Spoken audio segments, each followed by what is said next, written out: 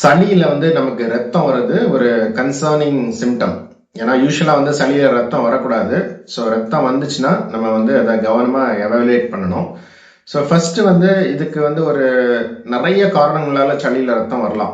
இதுல வந்து 4 types of இது வந்து காமன் காசஸ். இதெல்லாம் காமன் காசஸ். ஃபர்ஸ்ட் வந்து பாத்தீங்கன்னா நுரையீரல்ல ஏதாவது இன்ஃபெக்ஷன் இருந்ததுன்னா நமக்கு சளியில ரத்தம் வர்றதுக்கு வாய்ப்பு இருக்கு. அது சாதாரண இன்ஃபெக்ஷனா கூட இருக்கலாம் சில டைம். அப்போ நம்ம வந்து இருமிச்சும் வந்து அந்த ஃபோர்ஸ்ல வந்து சில டைம் வந்து ஸ்ட்ரீக்கி பிளட்டா வந்து நமக்கு சளியில ரத்தம் வரலாம். அது ஒரு இன்ஃபெக்ஷன். இதுதான் காமனஸ்ட் காசு. ரெண்டாவது காசு பாத்தீங்கன்னா வந்து டியூபர்குலோசிஸ்.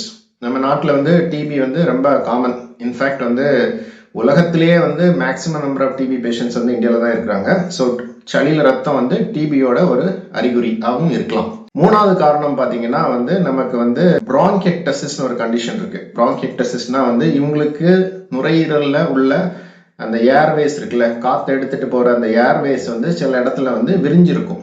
அவங்களுக்கு அந்த இடத்துல ரெக்கரண்டா இன்ஃபெக்ஷன் ஆகி இந்த மாதிரி அடிக்கடி சளி வரும். அந்த சளியில ரத்தம் வரலாம் இந்த பிரான்கெக்டசிஸ்ல.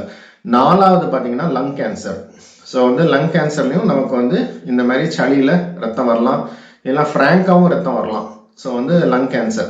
ஸோ சளியில நம்ம ரத்தம் வந்தனா கண்டிப்பாக நம்ம வந்து மருத்துவரை போயிட்டு அதுக்குடைய ப்ராப்பர் எவாலுவேஷன் நம்ம பண்ணணும். ஸோ பேசிக் எக்ஸ்ரே எடுப்பாங்க, சளியில டெஸ்ட் பண்ணுவாங்க, சிடி ஸ்கேனும் எடுப்பாங்க.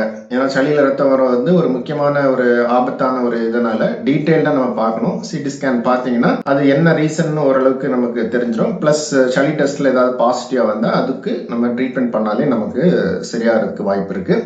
சில டைம் வந்து நமக்கு வந்து லங் கேன்சர் மாதிரி இருக்கிற வாய்ப்புகள் இருந்துன்னா பிராங்கோஸ்கோப்பின்னு ஒரு டெஸ்ட் பண்ணுவாங்க. பிராங்கோஸ்கோப்பின்னு சொல்லிட்டு பண்ணிட்டு அதுல இருந்து பயாப்சி எடுத்து அதை டெஸ்ட் பண்ணுவாங்க.